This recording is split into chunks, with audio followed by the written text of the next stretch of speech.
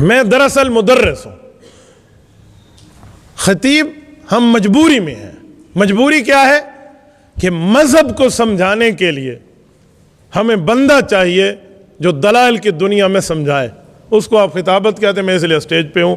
اگر میں آج اسٹیج پہ نہ ہوتا تو میں کلاس میں ہوتا، بلکہ اب بھی میرے اسباق ہوتے ہیں، میں تخصص پورے کا پورا خود پڑھاتا ہوں، مکمل 22 اسباق، مجھے اس میں کسی اور کی باق نہیں ہوتی کہ یہ۔ سب سے پہلی بات سمجھیں، آپ لوگ گفتگو میں بنیادی چیز یہ رکھیں کہ جو آپ گفتگو کرنا چاہ رہے ہیں آپ کے پاس دلیل مضبوط سے مضبوط تر ہو تو بات کیجئے، دلیل نہیں ہے تو خاموشی میں عافیت ہے۔ دلیل ہونی چاہیے، اگر دلائل نہیں ہے تو پانی میں مدھانی مارنے کی ضرورت نہیں ہے، پھر اس جگ کو چھوڑ دیں، پھر آپ اس وقت تک بات نہ کریں جب تک اس عنوان پہ دلائل نہ سیکھ جائیں۔ نمبر 2، جس وقت گفتگو کریں پہلے سوچیں کہ کیا میرا یہ بات کرنا یہ دلائل کے مطابق 100% ٹھیک ہے، اکابرین بزرگوں کے طرز عمل کے مطابق ہے، صحابہ، اہل بیت، اولیاء، اتقیاء، اصفیاء، ائمہ کے اقوال کے خلاف تو نہیں ہے؟ بس پھر ڈٹ جائیں اس بات پر، دنیا الٹی سے پلٹی ہو جائے آپ کو کچھ نہیں ہو سکتا۔ نمبر 3، اپنی قبر، اپنی آخرت، قیامت کی پیشی سامنے رکھ کر گفتگو کیجیے۔ یہ نہ ہو کہ میں بات کر جاؤں آج یوں بازو چڑھا کے جی مجھے فلاں ہوا ہے اور میں اللہ کے دربار میں پروف نہ کر پاؤں، اللہ کے دربار میں میں جواب نہ دے پاؤں۔ قیامت کو سامنے رکھے، قبر کو سامنے رکھے، آخرت کو سامنے رکھے اور گفتگو کرے۔ اللہ کل قیامت میں سوال فرما لے، رب پوچھ لے، پیشی ہو جائے تو آپ کی گرفت نہ ہو۔ بس یہ آپ کی گفتگو کے طریقے ہونے چاہیے۔ جب یہ ہوگا پھر کچھ بھی نہیں ہے، پھر آپ کسی قسم کی مخالفت کی پرواہ نہ کریں۔ اور اس کے ساتھ 3 بنیادی باتوں کے ساتھ ضمنی بھی کچھ باتیں ہیں۔ ضمنی کا معنی ایک کی شکیاں ہوتی ہیں، وہ کیا ہے؟ درمیان میں ایک شک یہ بھی رکھ لیں، جی مجمع کا روب ہوتا ہے میرے اوپر۔ کیوں روب ہے بھائی؟ کیا وجہ ہے؟ کیوں روب آپ لاتے ہو؟ مجمع ڈنڈے اٹھا کر بیٹھے، کلاشن مجمع کے ہاتھ میں، کیوں روب رکھا ہے مجمع کا؟ کس بنیاد پہ رکھا ہے؟ اجی یہ مجھ سے بڑے ہیں، تو بھائی بڑے ہیں، انہوں نے تمہیں بلایا ہے بات کرنے کے لیے، تو اس کا مطلب ہے تجھ میں کچھ ہے تو بلایا ہے، جاؤ اپنی بات کرو۔ دنیا میں یاد رکھیں، یہ ڈر والی چیزوں کو یہاں سے نکال کے ہو آؤٹ آف باؤنڈری کر دیں، ڈر ور والی بات نہیں ہے۔ ہاں اللہ سے مانگیں، عزت احترام بڑے کا اپنی جگہ، مقام اور مرتبہ اپنی جگہ، ڈر کی بات رکھنا کبھی بھی نہیں۔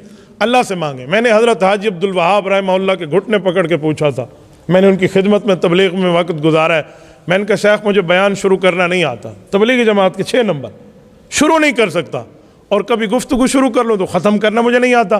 میرے دماغ میں اس وقت تھا کہ شروع کرنے کے کوئی شعر ہوتے ہیں، ختم کرنے پہ بھی کوئی شعر ہوتے ہیں۔ وہ کون سے شعر ہیں جن سے تقریر شروع ہوتی ہے، کون سے شعر ہیں جن سے تقریر ختم ہوتی ہے؟ یہ شکر ہے، اللہ کا فضل ہے، آج تک یہ میرے دماغ میں نہیں۔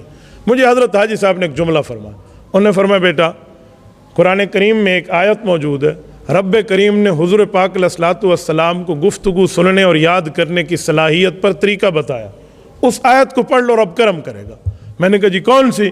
کہ رب فرماتے ہیں سنقرئک فلا تنسا، محبوب مصطفیٰ ہم آپ کو پڑھائیں گے آپ نہیں بھولیں گے، تو بس یہ پڑھ لو۔ وہ دن آج کا دن، میں گفتگو کے شروع میں پڑھ لیتا ہوں سنقرئک فلا تنسا، رب کریم نے میری ہمیشہ مدد کی، تو اس لیے کبھی کسی کا روب درمیان میں نہ رکھیں۔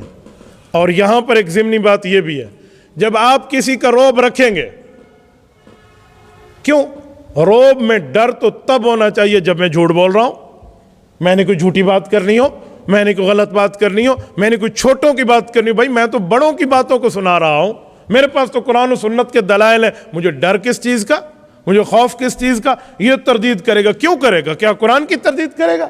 کیا شریعت کی تردید کرے گا؟ کیا دین کی کرے گا؟ اس لیے ڈر ور کی بات نہ رکھیں۔